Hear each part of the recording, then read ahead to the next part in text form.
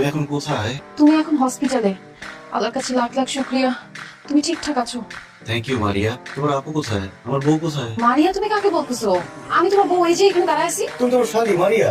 দুলাভাই কি বলতেছেন আপনি এসব? এই তো আমার বউ চলে আসছে, আমার বউ মাহি। না দুলাভাই, আমি আপনার বউ না, আমি আপনার শালী। তুমি আমার শালি হবা কেন? তুমি আমার বউ মাহি। জামাই কি হয়েছে তোমার? কি ব্যাপার দেলোয়ার চাচা, আপনি আমাকে জামাই বলছেন কেন? জামাই তুমি কাকে দেলোয়ার চাচা বলতেছো? আপনাকেই বলতেছি, কারণ আপনি আমার শ্বশুর বাড়ির গেটের দারোয়ান দেলোয়ার চাচা।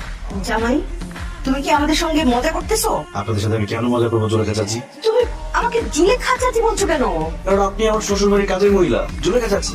জামাই বাবাজি এখন কেমন আছে? এই তো আমার শ্বশুর শাশুড়ি চলে আসছে। আরে এটা তো আমাদের জুলেখা বুয়া আর দারোয়ান। চেয়েছি মারিয়া, তোমার লজ্জা করে না? বাবা মাকে তুমি দারোয়ান আর কাজের বউ বলছো? এরা আমার শ্বশুর শাশুড়ি।